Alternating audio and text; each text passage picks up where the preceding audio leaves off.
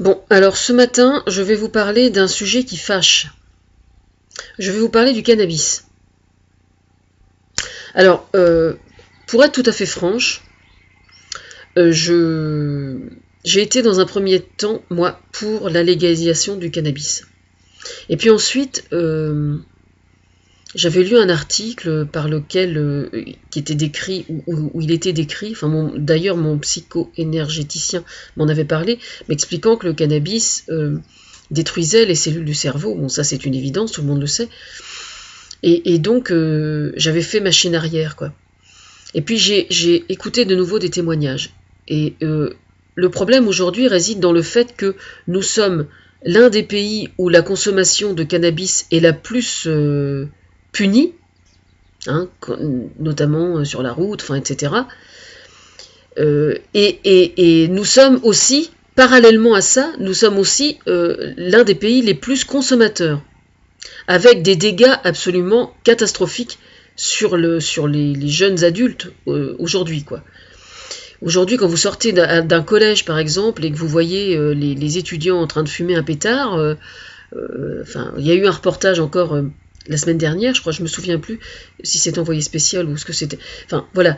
Aujourd'hui, les gens qui travaillent en addictologie, les professionnels de santé qui travaillent sur le cannabis, demandent la légalisation. De telle sorte qu'une politique de prévention puisse être vraiment menée. Alors, j'en vois déjà, j'imagine qu'il y a certains parents qui sont hyper inquiets quand ils m'entendent dire ça, moi qui suis la conseillère de François Hollande et de l'ensemble du gouvernement. Alors, je crois qu'il faut avoir l'honnêteté intellectuelle de voir le cannabis tel qu'il est réellement. Je veux dire par là que quelqu'un qui va fumer un joint par semaine, je pense que sincèrement que ça n'est pas si dangereux que ça. En tout cas, ça n'est pas plus dangereux que l'alcool, par exemple. D'accord ? L'alcool aujourd'hui en France, l'alcool est une drogue exactement au même titre que le cannabis. Et d'ailleurs, je pense, pour ma part, qu'il y a énormément de points communs. Moi, quand j'étais enfant, je vais vous dire, j'ai un de mes oncles qui était alcoolique. Donc j'ai vu, moi, quand j'étais enfant, la totalité des ravages que son alcoolisme a eu sur lui, sur son parcours personnel, mais bien plus grave, sur son épouse et sur la totalité de ses enfants. D'accord ? Je ne m'étendrai pas sur les conséquences psychologiques sur l'alcoolisme, sur ses enfants, parce que je sais qu'ils verront cette vidéo, et par respect pour eux, je ne vais pas le faire. Mais il n'empêche que c'est là. D'accord ? Aujourd'hui, vous avez des gens, des familles qui sont entièrement détruites à cause de l'alcoolisme. L'alcoolisme est un fléau national à un point que vous ne soupçonnez pas.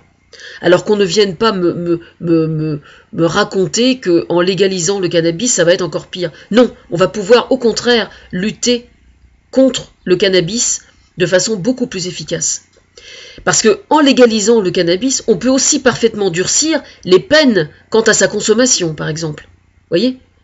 Moi, par exemple, quand je vois des gens qui sont arrêtés sur la route, en train de rouler en voiture, qui sont sous l'effet de l'alcool et du cannabis, c'est moi qui vous dis que je ne sais pas si je vais faire partie du nouveau remaniement ministériel, mais en tout cas que j'y fasse partie ou pas, une chose est certaine, c'est que de toute façon, mon influence, elle est là. Hein. Donc le problème ne se pose même pas de savoir si ça vous plaît ou si ça vous plaît pas. Parce que même gratos, moi je bosse, hein, je continue à bosser, hein, donc je lâche pas le morceau, hein, comme pour le reste. Bon, alors il y a d'une part légaliser le cannabis, je pense sincèrement que c'est nécessaire, parce que je pense qu'on va pouvoir lutter de façon beaucoup plus efficace de cette façon-là. Ça, c'est la première chose. Et moi, je me fie aux psychiatres qui travaillent en addictologie. Hein, voilà. Bon, ensuite, il y a le phénomène des addictions. Et alors, qui dit addiction, là on entre dans des sphères beaucoup plus larges, hein, parce que l'addiction, c'est une pathologie en soi, mais il y a des gens qui sont addicts à des choses bien plus larges que ça. Hein. Moi, je connais des gens qui sont addicts aux jeux d'argent, par exemple, hein, et qui sont avec la Française des Jeux, et qui claquent le quart de leur salaire dans la Française des Jeux. C'est aussi une forme d'addiction, je vous signale, qui relève aussi de la psychiatrie. Il faut le savoir, hein. Bon, je parle de l'addiction au jeu, mais il y a tout un tas de formes d'addiction. Alors, c'est pour ça que c'est un phénomène beaucoup plus large. Alors là, ce qui serait souhaitable, d'une part, que le cannabis soit légalisé, afin de mettre sur pied une politique de prévention à laquelle je travaillerai, bien évidemment, parce qu'autrement je ne me permettrai pas de tenir de tels propos. Et deuxièmement, il faut absolument qu'il y ait des centres d'accompagnement en addictologie de créer. Et je propose, moi, que ces centres d'addictologie soient multidépendance. C'est-à-dire qu'on pourrait très bien imaginer des centres spécialisés en addictologie qui s'occupent des diverses addictologies. Parce que je pense qu'il doit arriver assez fréquemment que les gens qui sont addicts à ce genre de substances soient addicts aussi à d'autres substances en même temps. Donc je pense que de toute façon c'est envisageable. Et à l'intérieur de ces centres, il faut qu'il y ait des psychologues qui travaillent pour assurer des psychothérapies. Voilà. Alors oui, effectivement, derrière, il y a aussi les salles de shoot en question. Effectivement. Eh bien, parlons-en des salles de shoot. Moi, j'ai le cas j'en ai déjà parlé d'ailleurs sur mon forum, j'ai le cas d'un jeune homme que j'avais rencontré, je sais pas, il y a une vingtaine d'années à peu près, qui m'expliquait que quand il était enfant, il y avait des seringues qui jonchaient l'escalier de son immeuble. Parce que pendant la nuit, les drogués rentraient dans l'immeuble et se shootaient, et donc ça faisait partie de son environnement, ce qui est absolument terrible. C'est pas un truc récent, je vous parle, là, il y a environ 20 ans, quoi. Il y a des parents qui disent oui, vous vous rendez compte à proximité des écoles. Mais vous les élevez comment, vos enfants? Quand votre enfant croise quelqu'un qui est sous l'effet de la drogue ou sous l'effet de l'alcool et qu'il est complètement défoncé, vous lui dites quoi? Il fait beau, le ciel est bleu? Non, non, non. C'est le moment ou jamais d'expliquer à votre enfant. Justement, c'est là qu'elle se situe, la prévention.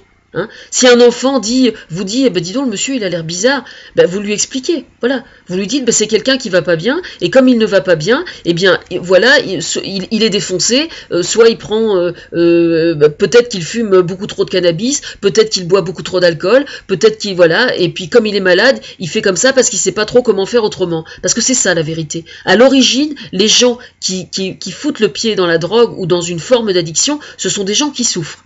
Alors ça vous plaît ou ça ne vous plaît pas de l'entendre, c'est la stricte vérité, d'accord? Moi personnellement, je n'ai jamais été addict à quelque substance que ce soit. Bon, c'est comme ça. J'aurais pu, parce que j'aurais pu essayer d'avoir recours à ce genre de choses, en me cachant, comme je connais certaines personnes qui le font quelquefois, des femmes qui sont au foyer, qui sont malheureuses, et puis qui picolent pendant que monsieur est parti au travail, parce qu'elles sont malheureuses et qu'elles vont mal. Parce que quelqu'un qui sombre dans une forme d'addiction, à la base, c'est quelqu'un qui souffre. Et donc quelqu'un qui souffre, il doit être aidé. Voilà, il doit être aidé de façon efficace. Et évidemment, la répression est absolument nécessaire. D'accord? La répression est nécessaire. Mais si la répression est seule, sans accompagnement et sans travail de prévention, ça ne peut pas fonctionner. Et pour la drogue, c'est la même chose. Il faut qu'il y ait véritablement une politique de prévention. C'est pour ça que de créer des centres d'addictologie beaucoup plus fréquents sur le territoire, c'est une chose absolument indispensable. Alors s'il y en a qui considèrent que c'est quelque chose de secondaire, eh bien je trouve que c'est un discours complètement ridicule et stupide, parce que les patients qui seront traités en centre d'addictologie seront autant de patients qui n'auront pas à être traités plus tard pour des pathologies beaucoup plus graves et pris en charge par la société. Donc des cancers de l'œsophage en moins, des cancers de la bouche en moins, enfin je parle de l'alcoolisme notamment. Bon voilà. Alors retournez voir l'émission sur le cannabis sur France 2, je ne me souviens plus si c'est envoyé spécial ou complément d'enquête, mais allez fouiller sur le portail de France 2 et vous devrez retrouver. Vous tapez France 2 addictologie ou France 2 cannabis et normalement vous devez retrouver, je pense, sur Google, vous devez retrouver vos petits, comme on dit vulgairement. Et enfin voilà. Donc il faut absolument effectivement multiplier les centres d'addictologie. Ça ne fait absolument aucun doute. Et ça permettra justement de soigner les diverses addictions, parce qu'il y a plusieurs sortes d'addictions. La drogue et l'alcool ont énormément de points communs.